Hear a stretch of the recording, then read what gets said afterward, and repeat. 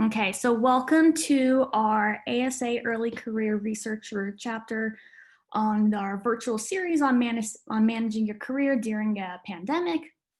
Just a reminder that the session today is being recorded, and I will be the moderator today along with Marianne. Oh, if I can, there we go. So we're going to start off with an acknowledgement of country. So in the spirit of reconciliation, the ASA ECR chapter acknowledges the traditional custodians of country throughout Australia and their connections to land, sea, and community. And we pay our respect to their elders, past and present, and extend that respect to all Aboriginal and Torres Strait Islander peoples today. So just as another reminder that we fall under the ASA Code of Conduct for this meeting, and the ASA is committed to making ASA organized, sponsored, or supported meetings, events, and publications inclusive, productive, and enjoyable for everyone, regardless of your age, caring responsibilities, cultural diversity, disability, gender, indigeneity, sexual orientation, gender identity, physical appearance, or religion. And if you have any more questions related to the ASA Code of Conduct, we have the link listed below. Today is part 6 in our series, and we're going to be talking about career pathways, jobs in bioinformatics and health sciences. And we have a panel of 3 exceptional people lined up today, Jennifer, Cormac, and Marlena. And anytime throughout the series today, you can feel free to put your question in the chat box. If you'd rather your question be more anonymous, you can either you can private message it to myself or Marianne, the other co-host today. And before we get started, we're going to have, a joke, because using humor has been shown to help alleviate anxiety and calm nerves before public speaking. And so my joke for everyone today is, why can't you hear a pterodactyl go to the bathroom? And the answer is because the P is silent. At least I think it's funny. So with that, we're going to go back to our panel. And I'm going to ask them each to introduce themselves and what they do. And we can go ahead and do it starting with the order that it's listed. Okay, I guess that means I'm going first. Hi, everyone. I'm Dr. Jennifer Bishneri. I go by Jen. I am currently working as a data scientist at the Murdoch Children's Research Institute. I'm professional staff, not research staff, which means I provide technical support to the people on my research project, which is Generation Victoria, a next-gen child health project, which I'm happy to speak about at length because it's super exciting, but I will restrain myself. Cormac? Me next, thank you. So my name is Cormac Purcell.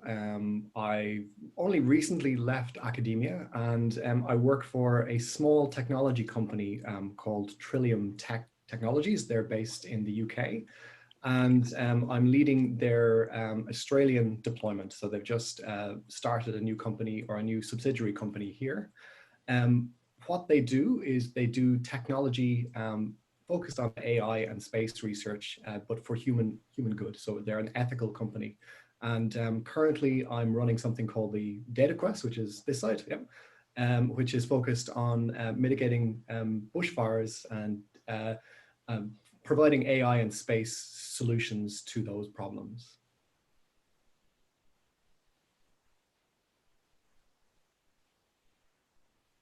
Okay, then I guess I'll go next.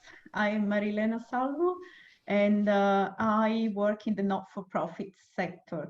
Ever since I left astronomy, I have been working in membership bodies and associations. And at the moment, I report to the board of the Australasian Society for Infectious Diseases, which is the membership body, the professional association for infectious diseases physicians and microbiologists, so the people who are in the front line during this pandemic. And it's great to work with people that are passionate about what they do, regardless to what it is. So within ASA, everyone is passionate about astronomy. Within the association I manage, they are passionate about infectious diseases, but there is also quite a bit of overlap. Researchers are the same everywhere, in a sense. Excellent, thank you. So we're going to get started with our first question. And I would like each panelist to be able to talk about this, and you can spend a couple minutes, go in detail as much as you want.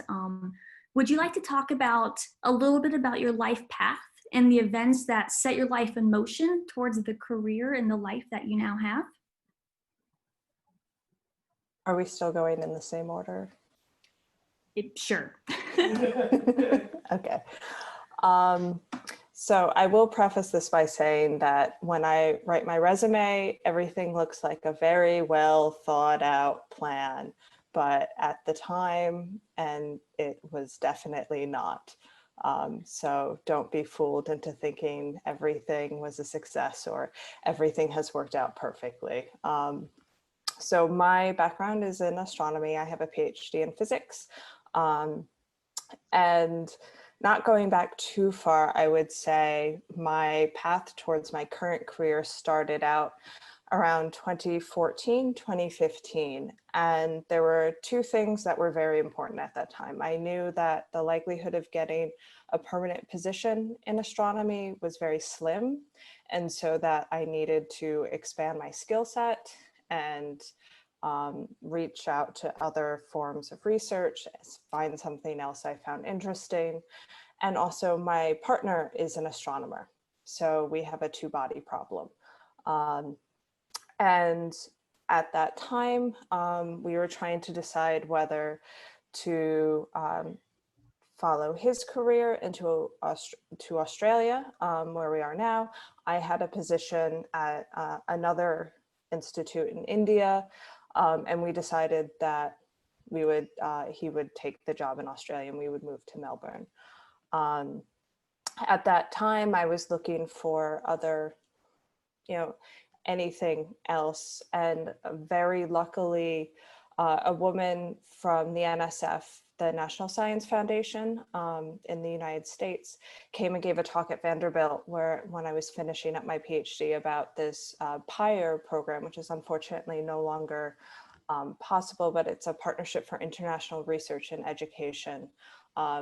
It's a fellowship that for about 3 months in the summer, you go somewhere else and you work on different skills, basically something I was looking at. So I was very lucky to be selected for this project and spent 3 months in Edinburgh working on gene sequencing data at the University of Edinburgh, which was invaluable experience. And then I moved to Australia, to Melbourne, which I love, and was able to kind of find some part-time postdoc and then full-time postdoc, but on short contracts, and was not really making traction in terms of moving forward in my astronomy career.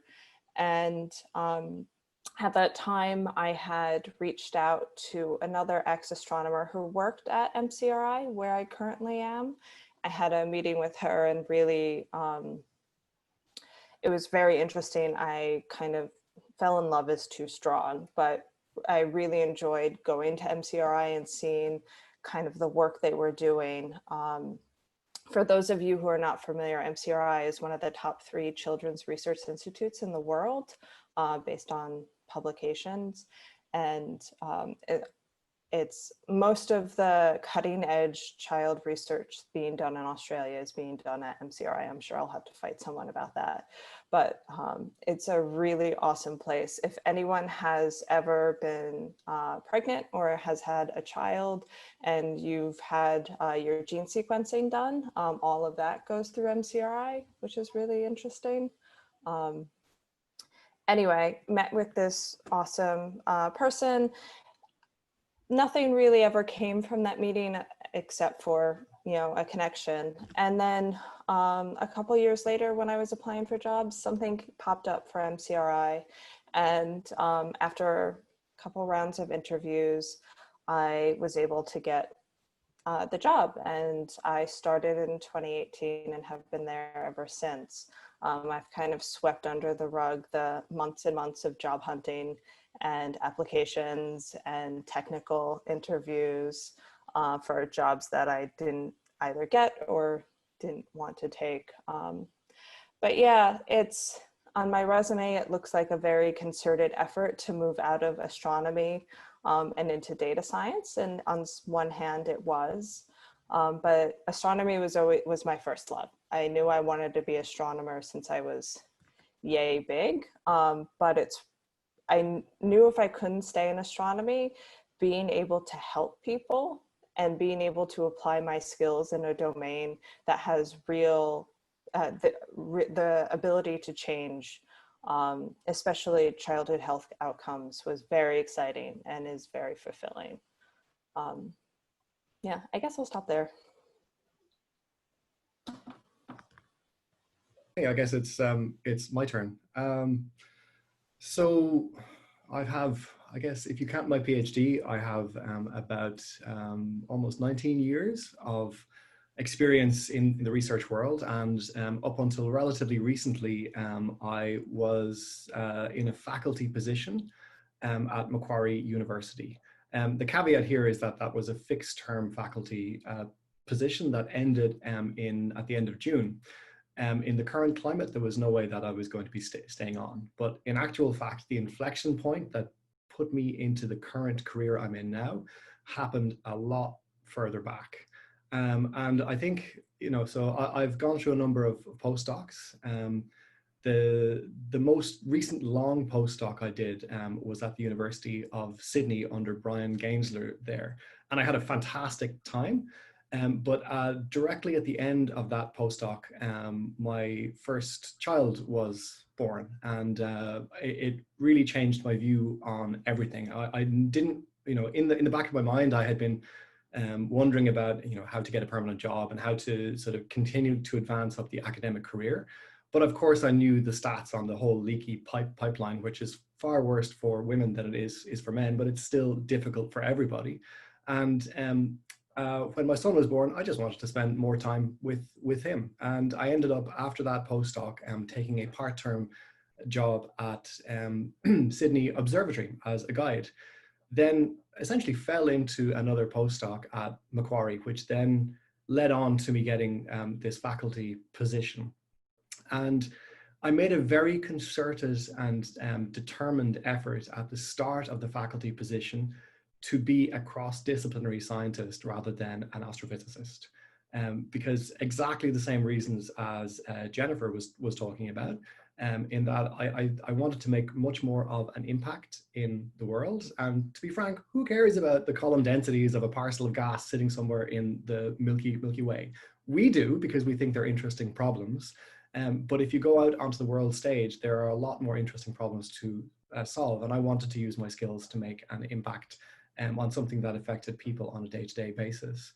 And so when I took up that job, I actively sought out industry collaborators, and the technical skills that I had in a data science role, writing pipelines within astrophysics world, lent themselves well to doing image processing and different machine learning tasks.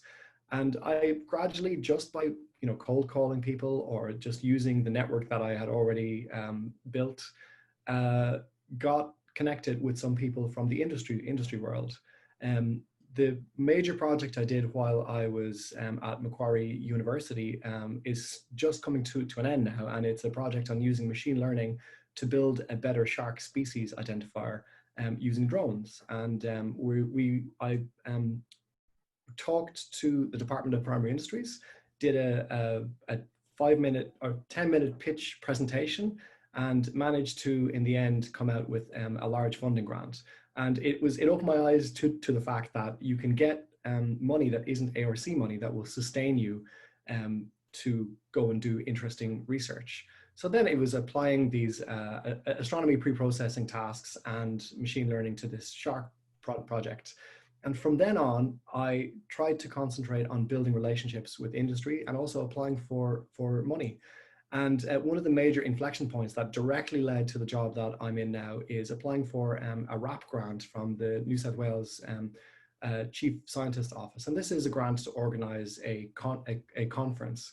And I had an idea that, well, perhaps the wonderful astronomy conference called DOT Astronomy, that wonderful sort of tech meets astro meets creativity energy could be taken out to a much broader audience. And I got some money and then went out and pitched to industry partners and got some industry partners involved, and then organized a conference called the Cross Sensing Conference. And that was back in November 2019 in Coffs Harbour. And that snowballed and led on to me talking to some representatives from an organization called Frontier Development Lab.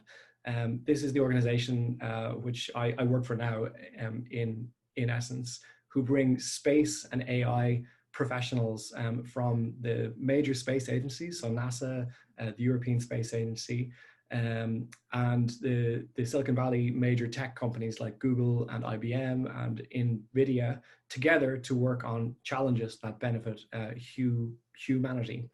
And as luck would have it, they offered me a job after we ended up organizing this bushfire data quest, which applies the same cross-disciplinary community building ethos to science, and doing science in a slightly different way that isn't as slow as writing papers, but gathers in a whole community of people and uses agile methods in order to do science really fast.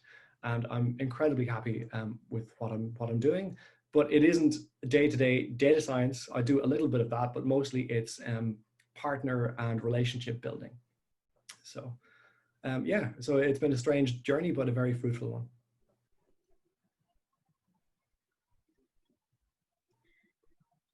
So in my case, there are some similar points to what Jen and Cormac have said. I also wanted to be an astronomer from a very early age, since I was 10 years old. And by the time I changed careers, I had been an astronomer for about a decade in Italy and then Australia.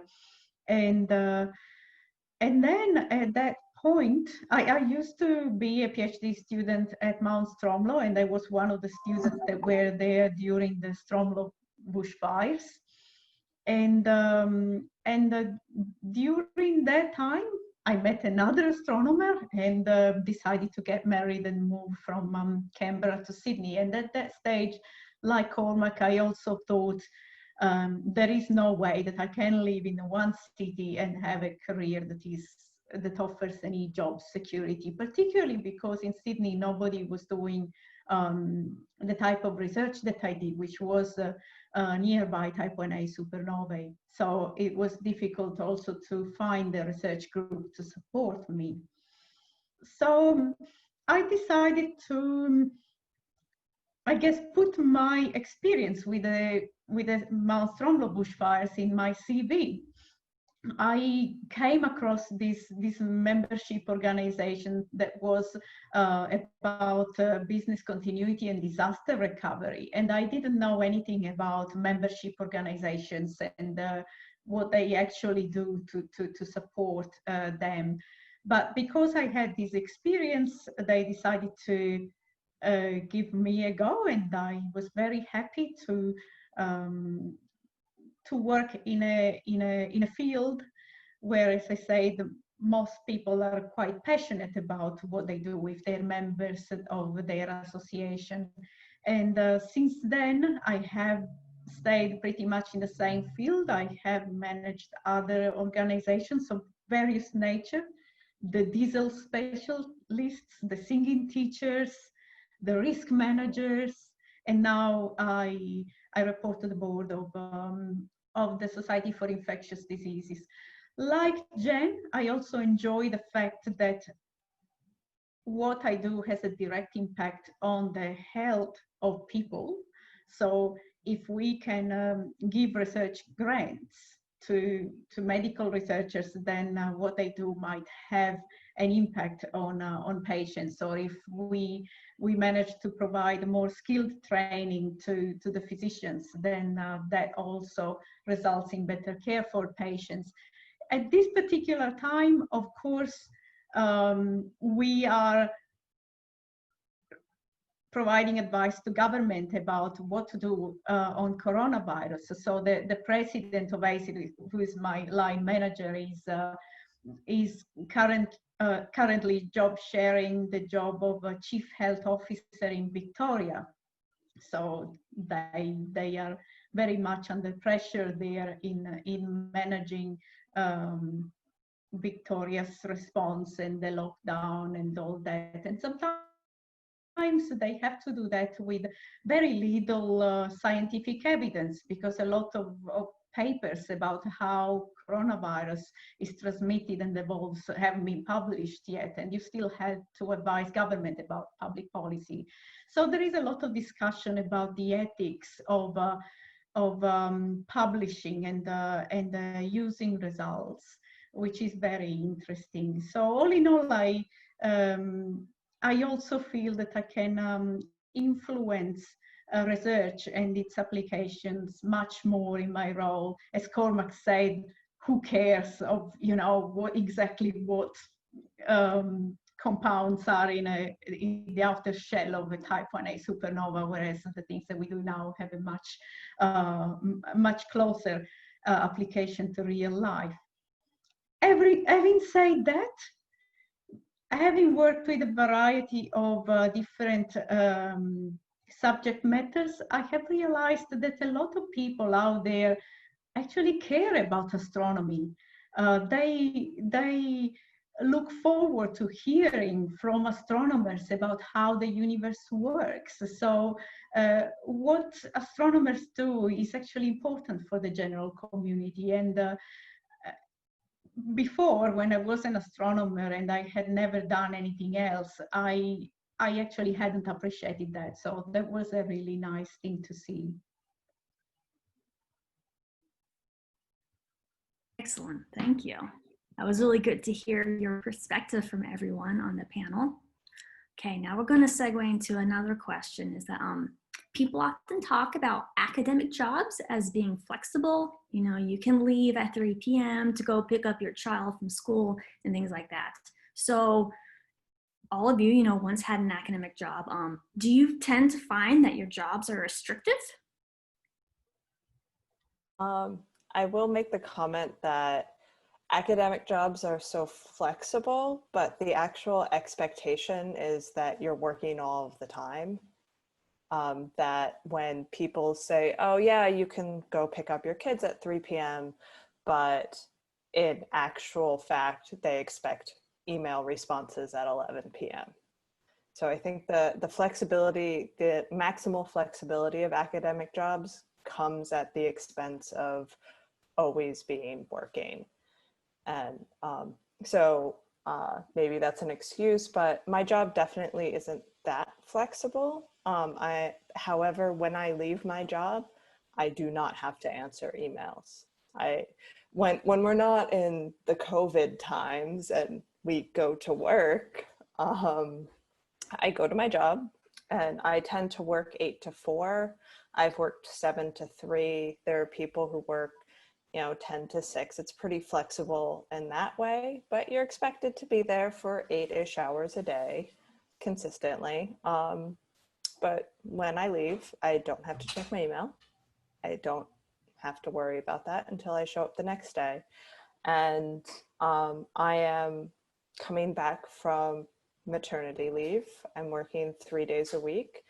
And my job is very respectful of the fact that the 2 days a week that I am not on, I am not on. I am not like, oh, it's a really important meeting. I'll just like pop in for an hour. It's fine, small amounts of time. No, there's none of that. Like, I work when I work. I get paid for the hours I work, and then I'm done. Now, I will say that I work as professional staff. There are some researchers in traditional academic roles at MCRI that I'm sure have a very different experience than me. But in my experience, I'm very happy with the work-life balance I have.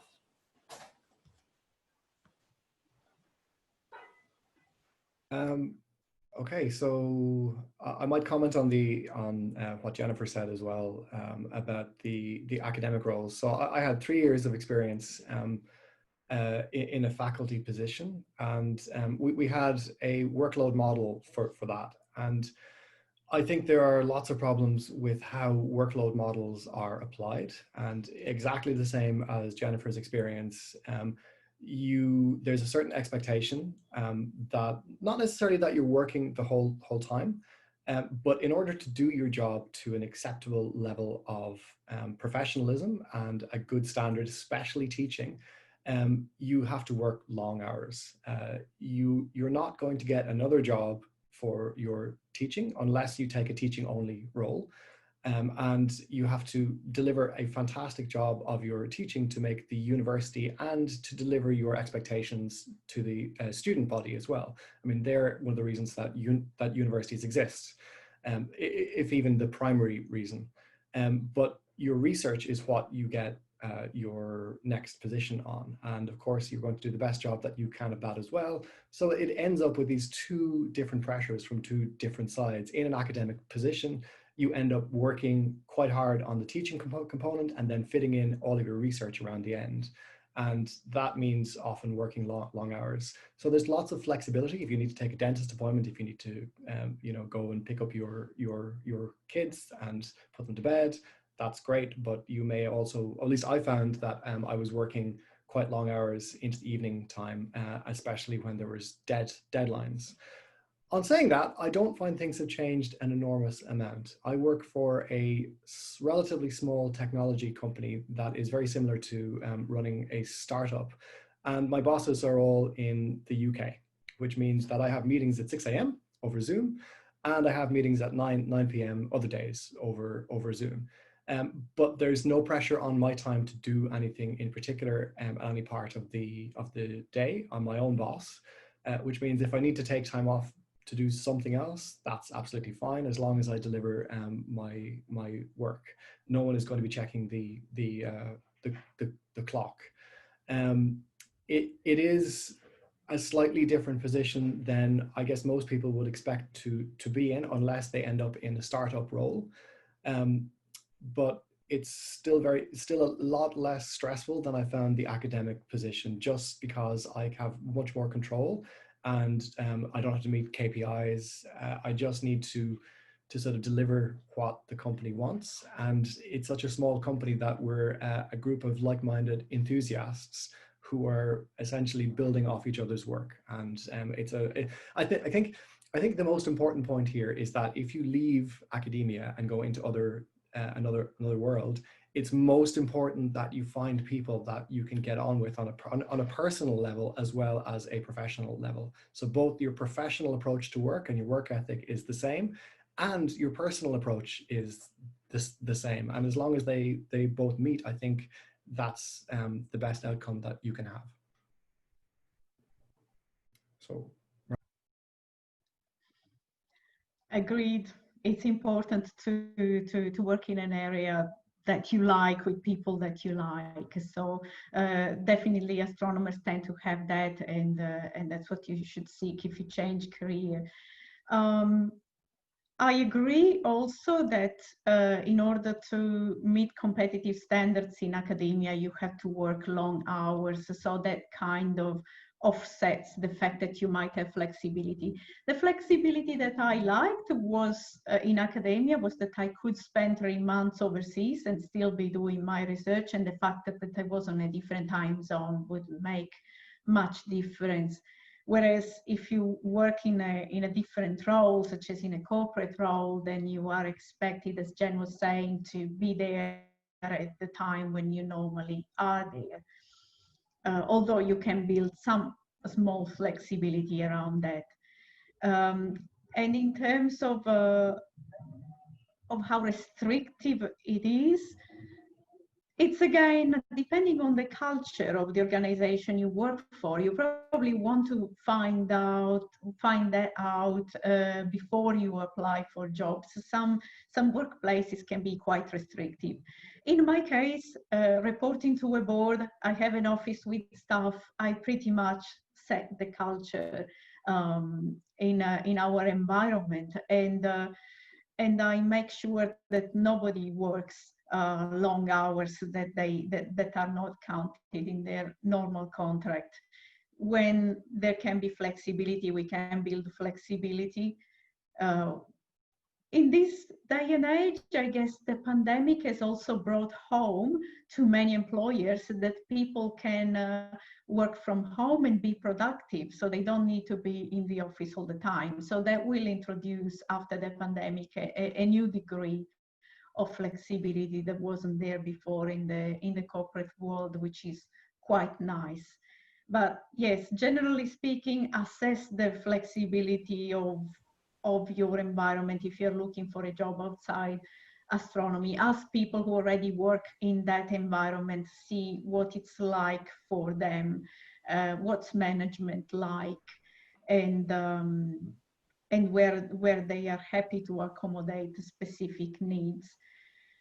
It's nice to have Sundays. Pretty much everyone who moves out of academia into a different environment likes the fact that once you have done your hours, you can switch off. That's very difficult to do in academia, even when you go on holiday. I'd also just like to add something that was a new experience for me. My supervisor trusts me to be working as hard as I need to be. And if I have something on the Jira board and it doesn't get done in a week's worth of work, it's not that I didn't work hard enough to finish it. It's just that Jira ticket, that the thing I needed to work on was more than a week's worth of work. And that's fine. There's a level of trust I have now that I never had in research, where it felt like in research time was very cheap. Like if something needed to be done, you just spent 70 hours in a week to work on it. Whereas now it's, if it doesn't get done, I trust you that you've been working on it to your best ability. And and it was just too much work to get done in a week, which was a new experience for me. That might tell you more about the kind of postdoc supervisors I've worked with and my thesis supervisor than maybe I want to say. But that was a new, very positive experience for me, where it's just like, okay, we trust you. Maybe I can just comment as well. Yeah, you mentioned, Jennifer, that you use Jira. So often it was actually quite a nice experience when I moved out of academia to end up using the full gamut of management tools, which make life easier as well.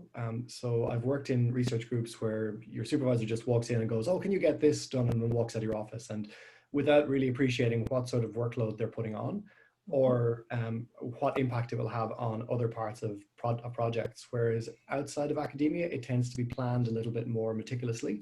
And so, all of the workload required to do something is thought about and built in and, put into a time frame. And you have these agile processes, at least this is what we do at the company, in order to reiterate on that and go around the loop and say, oh, actually, no, we estimated this time wrong.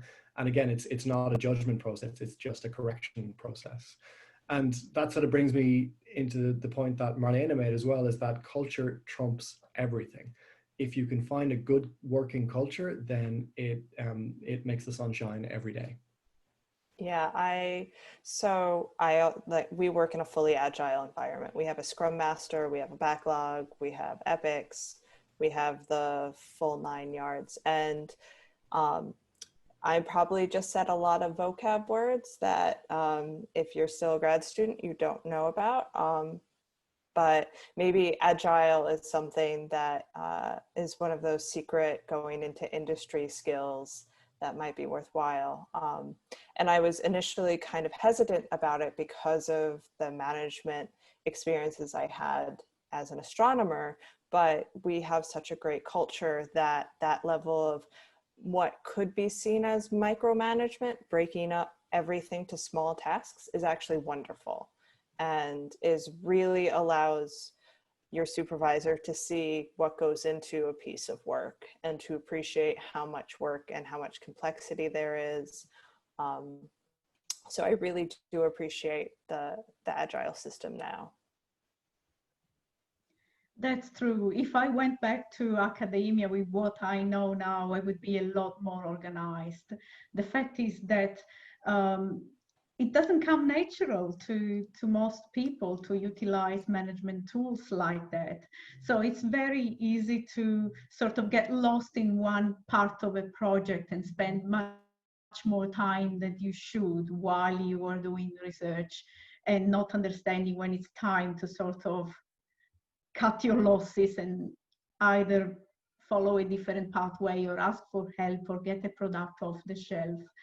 I found when I moved to academia that the environment I was in was much more fast-paced.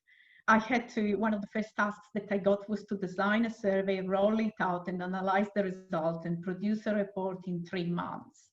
3 months was a time frame that was inordinately shorter than what I was used to. But in reality, you just have to plan your work and your deadlines appropriately. So I think that there would be benefits in using specific management tools within academia and with PhD students. Apart from making it a lot easier for them to do their work there, that would also equip them with skills that they could use in other industries and sectors. These are all really good points, and I think it segues nicely to, you know, how exactly do you have an advice of how you actually went about translating, you know, problem-solving skills and really technical experience into, you know, applicable resume form? I'm going to go back to a point that Cormac brought up. I went to a dot astronomy in 2015 in Sydney, and I worked on this really cool data visualization project, and it's really helped me with interviews because oftentimes people hear astronomer and they're like, what does that mean? And to have something you can show at an interview, like this is an application of my data visualization skills. Just something concrete to talk about is really important. I really love data visualization. Most of the work I do right now, well, not most, like 50% of what I do is dashboarding and visualization work. I think when people think about going into data science, they think of it as a behemoth, and it's not. You can love machine learning, you can love coding. That wasn't my thing. It was more data visualization. So I knew I wanted to specialize in that and kind of build my resume around those skills and the stat skills I have. And so it wasn't talking about, you know, how galaxies occupy halos. It was talking about building a massively parallel MCMC fitting engine on a supercomputer, and the specific skills like the Python skills, the Python package skills that go into that, as opposed to the actual science application. But really, having something solid to show in an interview about what you've worked on, I've found to be pretty invaluable. If nothing else, it shows that your skills are applicable to either something else, or even if it's your science that you're showing, it's an opportunity to show that you can communicate your science, which is so important. Communication skills are really what are going to get you that job. Because if you could be the best Python coder, the best machine learning. But if it's your first job outside of academia, you're going to have to learn how to talk about your research in a way that someone sitting across the table can appreciate and understand, and then make that leap to, oh, this person can fill this role. Sorry, that was a little laundry. I thought that was really great. Yeah, I think it's in some ways the wrong question, because nobody really well, I don't say nobody, but I think resumes are only one part of the equation. And I think, you know, if you're talking about just a CV document, I think they almost have limited scope. You're much better off building a really good LinkedIn profile. And that's how a lot of my friends who have moved outside the academic world have gotten their jobs, is through LinkedIn and through recruiters there, or because they've talked to somebody and then, oh, I've checked out your LinkedIn profile, would you like to come in for a chat? And then just backing up what Jennifer said, having a portfolio of projects which you can explain in terms that whatever organization you're targeting can actually understand those. And so, you know, Jennifer used a great example of a visualization tool that she wrote. I've got some tools on a GitHub repository which I use as examples also.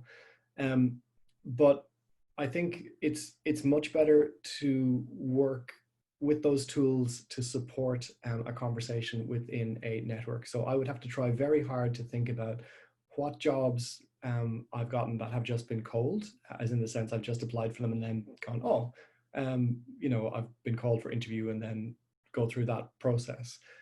So maybe I'm also a little bit weird in that sense. So the most of the jobs that I've gotten one way or the other have either been with collaborators that we've then applied for a grant, and then that's funded me to do the research, or through a network of people who have basically made personal recommendations to say that, oh, Cormac might be good for this role. Do you want to have a chat? And then your resume and LinkedIn profile and any web presence that you have backs up all of that. And then you might move on to a formal interview to make sure that you're the right person. But it's having that portfolio, especially online, that is a useful tool.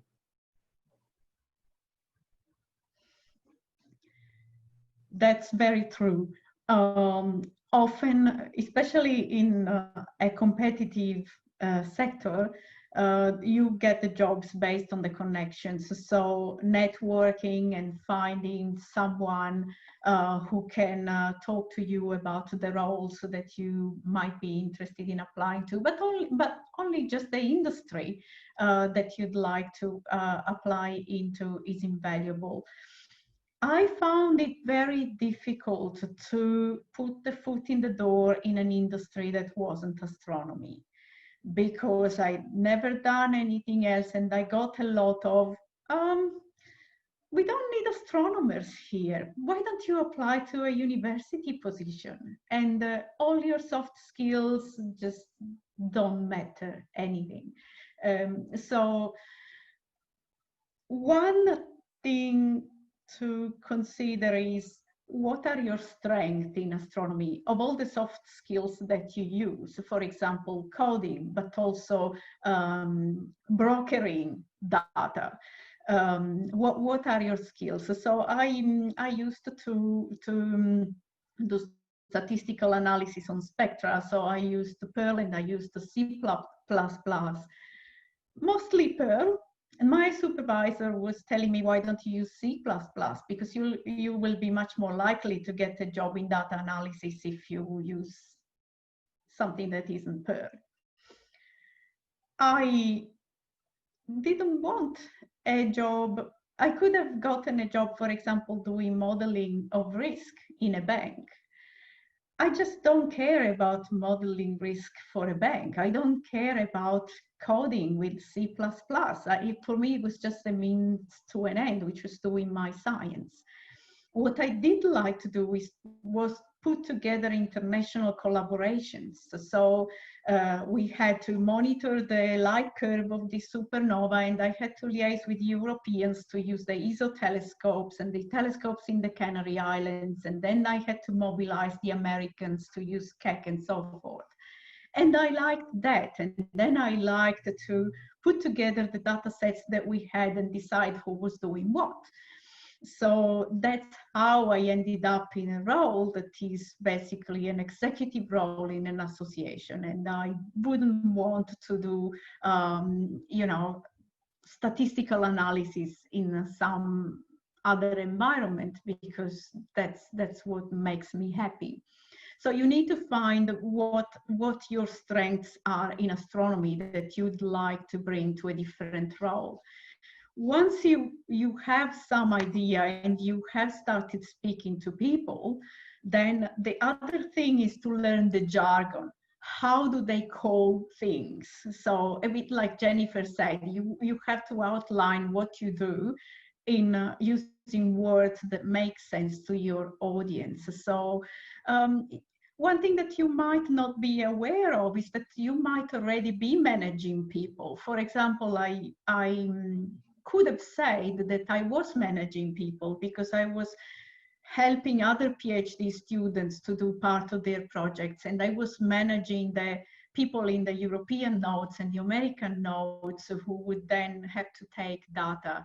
So you have to identify what they're looking for, and then you have to translate the wording of what you've learned in astronomy into that kind of wording that makes sense in your environment of choice. I never got any interviews while astronomy was, or astronomical was, everywhere in my CV. The moment I took them all out and I put science and scientific, I got a lot more traction. So make sure that you have the right networks and that you understand what their jargon is and how it's different from the astronomical jargon. Excellent. This actually leads well into a question that was asked by an audience member, which is how much upskill, for example, learning new toolkits or industry soft skills, would you recommend someone do before starting to apply for jobs outside of academia? And I'm sure this can be complicated because sometimes people don't know exactly what type of job they would like to do. So, any advice? I might jump into that one, if that's okay. And I would say you have to identify your strengths first, and then you will then identify which courses and which upskilling to do. I have a friend who used to work in university. She's a linguist, and she has done a BET course, vocational educational and training, in I can't remember what it was, translation, interpreting, something like that. And she used to tell me that BET course has helped my career a lot more than my PhD has. In the case of my own career, which is CEO reporting to a board, the company director's course, so the Australian Institute of Company Director, is the course to do. That is a 5 days course. But if you have that and you pass the exam, you have the post-nominals and people take you a lot more seriously. So you have to identify somehow the kind of industry or industries you'd like to drift into. And then the courses that you take are the courses that people take seriously in that environment. I have to agree. I think you need to really identify your strengths and what you love on your day-to-day before going out and applying for jobs. I completely agree with what Marilena just said. It's like, for instance, I knew I loved data visualization, and so I cultivated those skills, and I specifically looked for jobs advertising for those skills. I think another instead of thinking about upskilling to certain Python packages or different tools, I think the most valuable action I took was showing that I can apply my astronomy skills to even another form of research. And I think Cormac was talking about this as well. Even though I was still an academic and doing academic research, having on my CV that I didn't just work in astronomy, that I was able to translate those skills to bioinformatics was very important. At some level, there's no way to hide that you have an academic background, but if you can show that you're adaptable and that your skills are transferable, that's really going to help you get your foot in the door. So my suggestion would be think less about upskilling in terms of hard skills and upskilling and more in terms of, thinking about other applications for your skills, just to show that, you're not stuck in astronomy, just to show that you can apply your skills to other fields. And I know that it's hard to do, but more and more, even astronomy departments are looking at different ways to get funding, and that's often interdepartmental funding. So maybe ask around, see if there are postdocs or faculty members that are looking to work in other departments, work with other departments, faculty members. See if you can get on a project that's not astronomy. See if you can get on a project that's, in a field you're interested in, or using a skill you're interested in. Ideally both. We don't always hit the jackpot, but just it really is the transferable skills. That's what you're looking for. You're not going to become a Python whiz overnight. And if you're actually applying for jobs where they're looking for software development, unless that's exactly what you want to do, that's probably not the job for you. Jennifer, I couldn't agree more. I would couch it as find the problem and you'll find the collaborators. It's much easier than I had imagined to build a cross-disciplinary project. You can go to many different types of coffee morning or virtual meeting for ECRs and beyond, and then find people from different departments who have interesting problems. And that's something that you can then strike up a conversation with and say, hey, I know a little bit about, Bayesian stats or whatever the need they have is. And if they have a need that can use your skills, then you can immediately begin collaborating. And once you have an advocate for yourself in a different department or in a different area, you can run with that. And, unless you're on a postdoc which mandates that you spend 100% of your time doing a particular project, you can do pretty much whatever you want with the extra bit of time. And it's often very much worthwhile to get involved with a different field. I've been involved with the ecology field through the SHARC project that I'm doing. But I've also been involved with archaeology, and these are all areas where you can apply your technical focus as an astrophysics person to that sort of world. And often you'll fill a gap that they didn't know they had, or that they know that they have. So that being said, I'm employed in my current role not because specifically because of my technical skills. And I always thought when I was going through my career that it would be the technical skills that were the really important thing. And I imagined myself going into a data science job where I was doing, very technical work, statistical analysis, building visualizations. And I do a bit of that now, but it's not the core part of what I do. What I do a lot of is proposal writing to, for instance, space agencies and different industry bodies. So the proposal writing that you do as an academic is totally transferable across. In fact, you probably write better than most people who are used to writing industry proposals.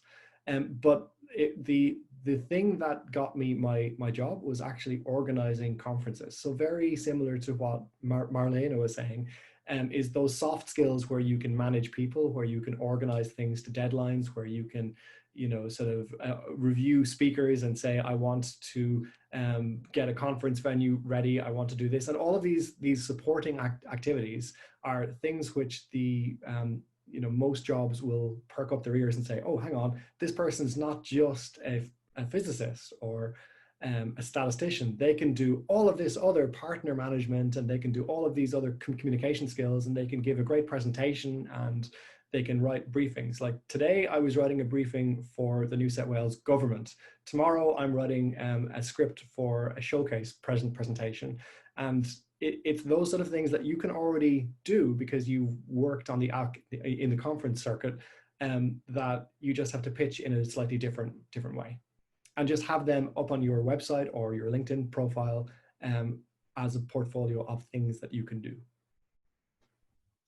One thing that helped me was doing a science communication course when I was at Mount Stromlo, because science communication is telling a story. So it gave me the structure of how you tell a story. Well, how do you construct your story in a way that resonates with the audience? And that might be, as Cormac says, proposals, briefs, not necessarily an article on the scientific work that you do.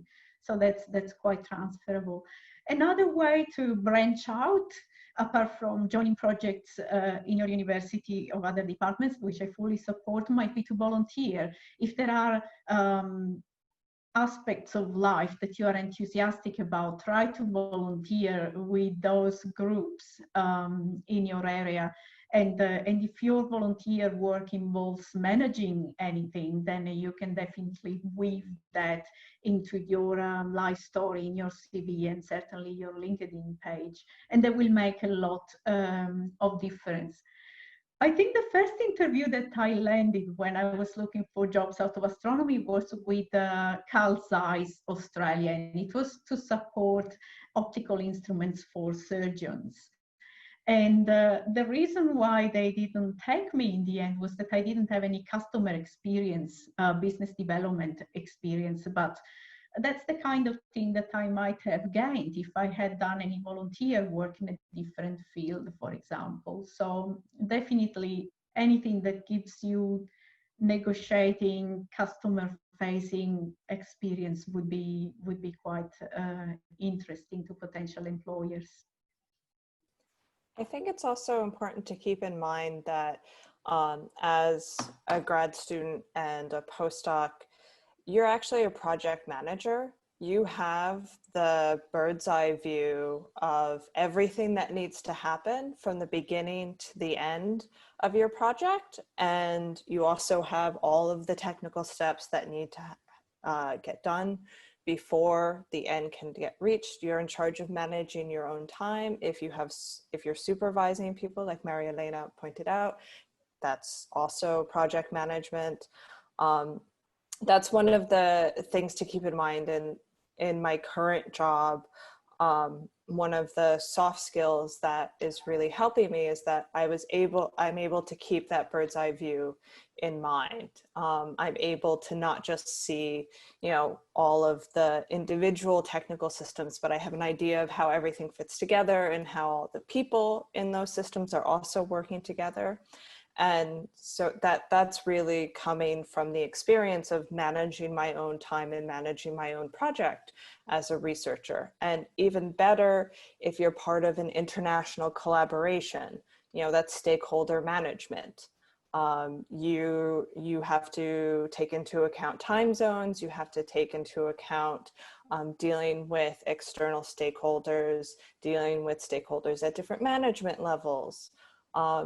These are all things that you're probably doing right now that you don't even realize are valuable skills. So just keep that in mind as well. All right, so now is another question for all the panel members.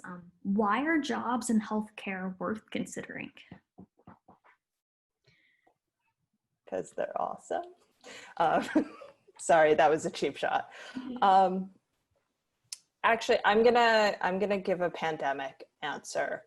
I have a job, which is great, and we're not worried about funding, which is a really nice place to be. I am very privileged to work on a project that is a priority for Victoria. So that also helps with any funding anxiety. But from a purely practical money point of view, there's a lot more money in healthcare than there is astronomy. That doesn't mean that there's also more competition, but the pot of money people are going after is bigger. And that means that there's less funding anxiety. This is a gross oversimplification, but it is worthwhile to keep in mind. It's also, I don't have PR yet. I'm still on a visa. And for those of us who are international here, there's a lot of anxiety about getting PR and getting visas. And one of the priority statuses when you're applying for PR is also if you're working in the healthcare industry, you're more likely to qualify for things like the Global Talent Initiative or other PR things. So from very practical standpoints, it's just better for my overall anxiety.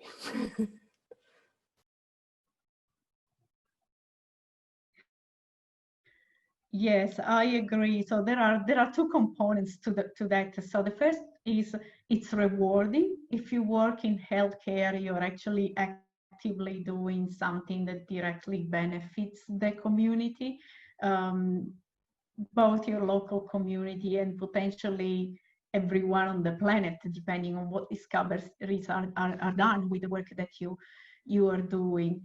And also, yes, the fact that it's a very big sector and it's not going to go away. And once you have the foot in the door in the healthcare sector, it's a lot easier to find your next job in the healthcare sector, because what you have already done in your first job will be kept into account in your next job. So yes, whereas astronomy is much smaller, and therefore you have fewer opportunities to find a job in your preferred location.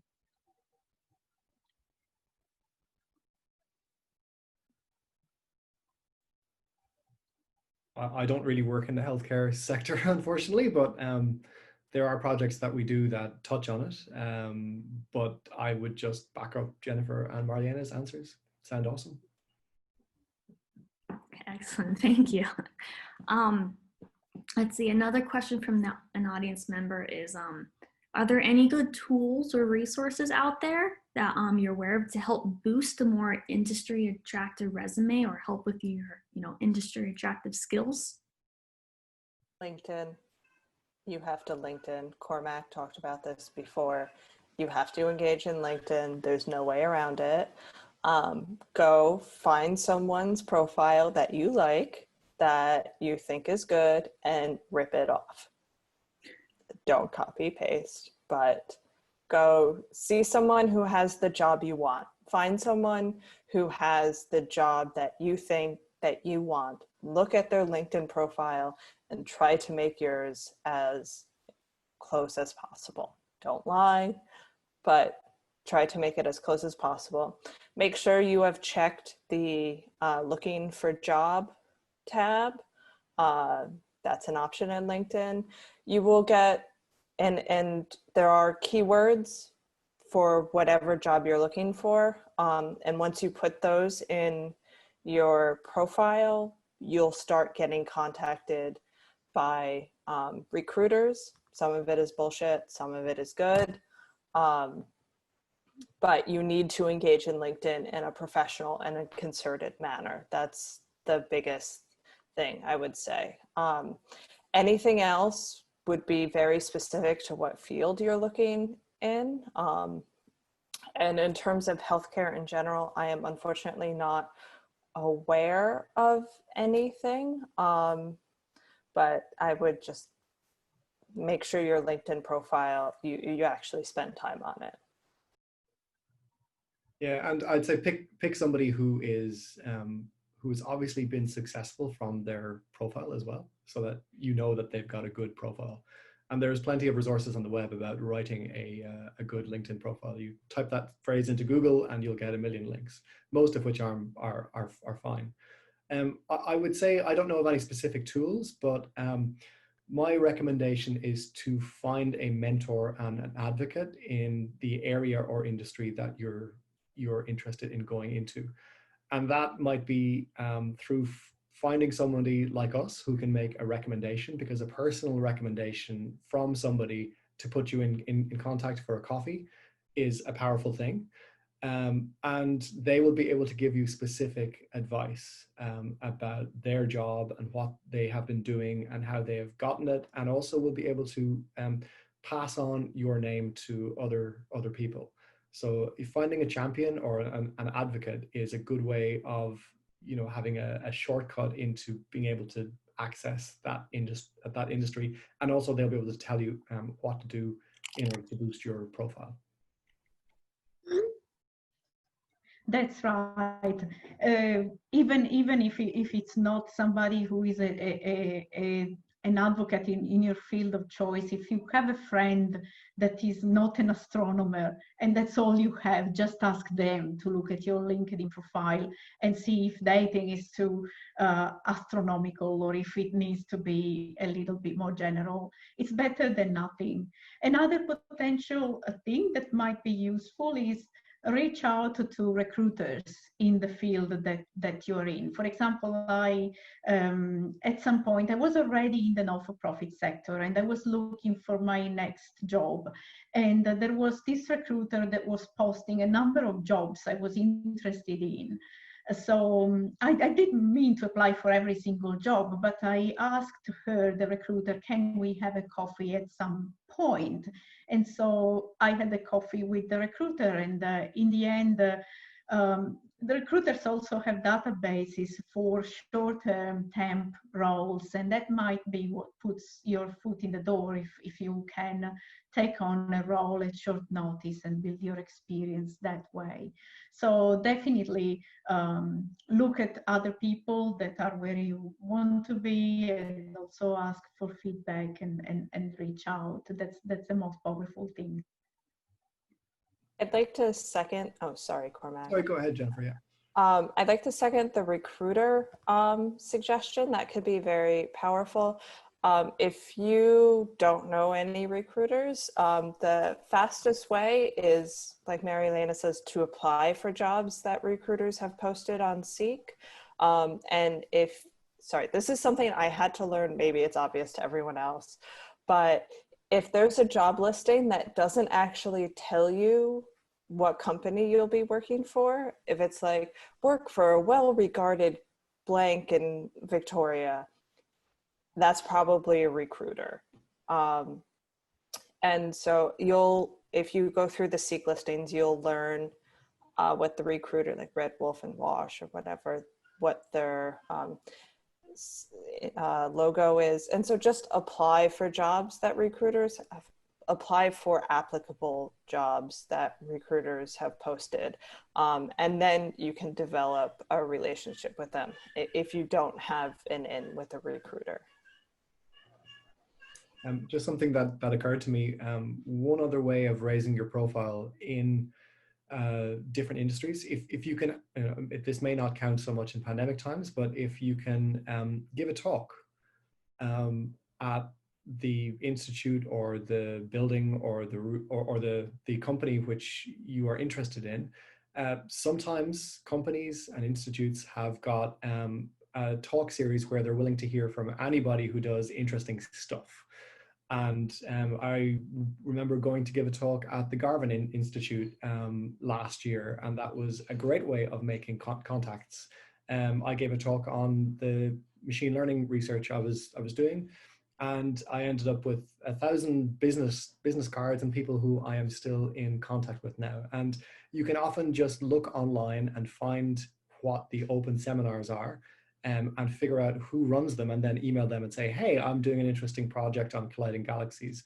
It's interesting for the healthcare industry because, oh, you know, we can do modeling of n-body things, and you do that in healthcare context as well. Would you like to hear a talk from me about this? And often the answer will be yes. And that's a great way to impress people with your skills.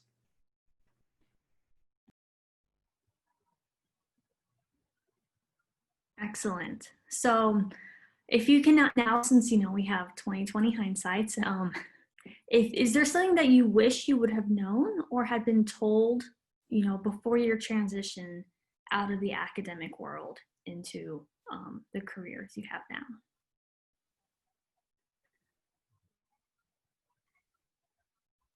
The first thing that comes to mind is how long it can take to find that first job. For me, it took probably about 6 months of applying, and just to find a job I was comfortable with. It can take longer. Obviously, it can take shorter, especially if you know someone and can work your connections. I didn't have that great connections. I had only been in Australia for 2 years, a little over 2 years. So I really didn't have that social network I could pull on. So I was cold applying for my jobs. And so I think the first one is that it could take a long time. And the second part is what we've also been talking about. Find out what you actually enjoy. A lot of the mindset in astronomy is that there's a job scarcity. And so any job you're offered, you should be excited to take. Whereas when you're making the transition outside of academia, you really only should take a job you're excited about. And I didn't have that mindset. I was just applying for everything, and it wasn't working. And it was because I was applying for things I didn't want. Because I still very much had that academic mindset of just, I need to apply for as many things as possible. The application, the success rate is so low. Like, I just need to be grateful for any interview I get. That's not how it works. Only apply for jobs you're excited about in the listing. And personally, for me, those jobs at ANZ and KPMG, like, they weren't for me. They could be for you. And I didn't get offered those jobs, which is for the best. And I just wish I had taken a step back and realized, like, I don't want these jobs. What am I doing spending my time going through 7 rounds of technical interviews to try to get a job I don't want? So I really wish I didn't approach it that way. I was still very much set in that academic mindset. And I think the final thing is, for a lot of academics, academia is all you've kind of ever known as a professional career, and just acknowledging that it can be scary moving away from that. Even if you know you're not happy, it's just different. Some things are the same, some things are different outside, but just acknowledge that it's a big change and take the mental time and space you need to adjust to that change. For me, I went straight from undergrad to grad school and to postdocs, didn't really take that much of a breath. And so it really was a big mental transition. And up until that point, I thought of myself as an astronomer. Like, astronomy is what I've done. I've been doing astronomy research since high school. And now I'm not. Now I'm not an astronomer anymore. And so kind of coming to terms with that was difficult. I'm very happy now, but just give yourself the mental space you need. Obviously, if you have visa issues and money issues and pandemic issues, it's a lot. I am a dependent on my husband's visa. So I have the space to take 6 months to find a job. Whereas if he lost his job, we would have, I don't know how many weeks it is for him to find a new job before we have to leave the country. So everyone's situation can be very different. But if you can, take the time to find a job you really like and to just get used to change. It's a big change, and give yourself the space you need. Yeah, I think that's great advice. I'm halfway in academia myself, in some sense, in that I deal with academia still. But even though I'm in a very exciting job that I really love now, and it's technology and science based, it is a bit of a wrench to realize that I can't really define myself as an astronomer anymore. And it's taken a little bit of time for me to get used to that. And I know some friends who have taken best part of 2 years to really almost grieve for their previous career. And it is a grieving process, and it has the same impact as well. So just be mindful of that. And, you know, it's something that is a bit of a wrench, or can be a bit of a wrench. I think it also depends on how long you've spent in the academic world as well. Right, so the thing I wish I'd known more, I guess I think I would have liked to have started my industry-facing engagement a lot earlier. A lot of the academic focus on finding funding is focused on the big funders like the ARC, and these are proposals that take months and months to prepare. Block off a lot of your research and time during that proposal writing time, and then have 15% success rate, so that they're a gamble at any time. But in comparison, I found it quite easy to get small grants. So they have correspondingly less effort, but you can apply for $10,000 here to run a conference, $50,000 here to build a tool, and all of these things not only build up your research grant income and profile, but they also give you contacts, because you're going to slightly odd grant funders. So I've applied to philanthropic organizations. I've applied to big tech companies for their for humanity style grants, their philanthropic grants. I've applied to individual firms. And it was also surprisingly easy once you get a contact on the inside. And that's the key thing. Again, it takes working through a research office or knowing somebody who knows somebody else to get maybe an advocate inside a company who will listen to you. But you can do an elevator pitch. So something that has been quite successful for me is walking into a company and saying, hey, I've got this project idea. Would you give us $10,000 to do a trial?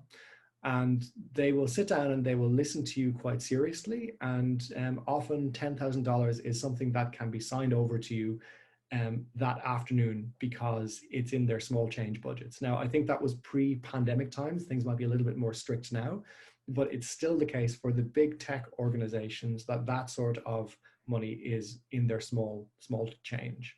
And if you're aligned with some of their philanthropic goals, then you can build contacts while at the same time putting a project on your portfolio. So I wish I'd done that 6 years earlier, because I think I'd have I would have started my current career a lot earlier and been happier for it.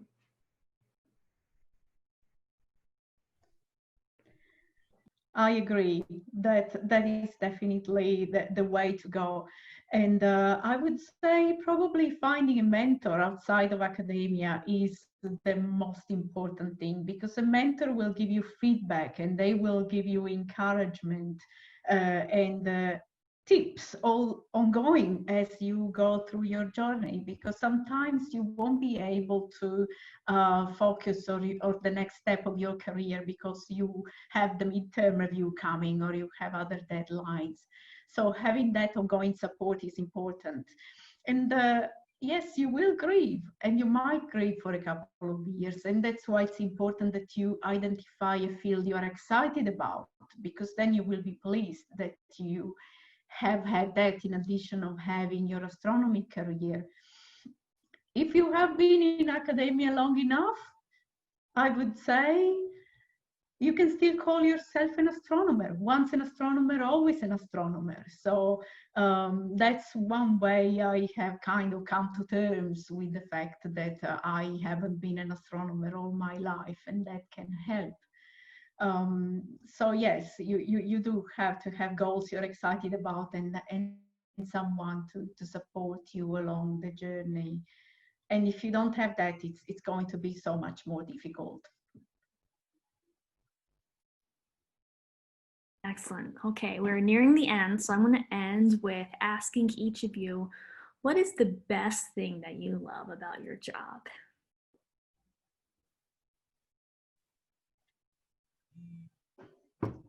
I was in non-COVID times, I really love my coworkers, like the people I work with on a day-to-day basis, and being part of a team working towards something important is a great feeling.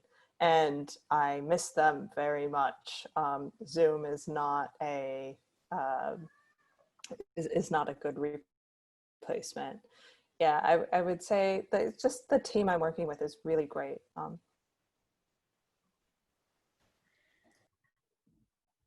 I'm going to say exactly the same. I found my people when I joined Trillium. It's a technology company that is trying to do great things and has an open source ethos, addressing problems that are, like disaster management, and the kind of people that attracts and that I work with have a whole gamut of skills. People who are, full stack software developers, but also designers and managers and AI specialists, but above all of those interesting fields, they are amazing people who are very well aligned with, a high set of ethics, and are just very kind people. And I think it's working with very, very kind people who are not under huge amounts of pressure themselves, and have the scope and space to be kind to others, is amazing. Yes, for me, it's working for a for-purpose organization. So an organization that, unlike the banks or KPMG, for example, doesn't have the purpose of benefit a corporate, but rather to benefit a sector. In this case, a healthcare sector, infectious diseases and microbiology. So I can give a very positive contribution to the field. And I guess they say that the best job in the world is the thing that you would volunteer for, that you would do even if you're not paid for it. So a lot of the people that work for my society, or for example, even ASA, do their job within that society as volunteers, and I get to get paid for it. So what could be better? Excellent, thank you. Okay, we're ending a couple minutes early because I know some of the panel members have other Zoom meetings and things starting at the top of the hour. So I want to thank all of you for coming today, as well as for all the attendees. Next week is our very last session on this managing your career during a pandemic, and we're going to be talking about careers in geosciences and environmental science. So yes, one last thank you to all of our panel members. Thank you. Thank you very much.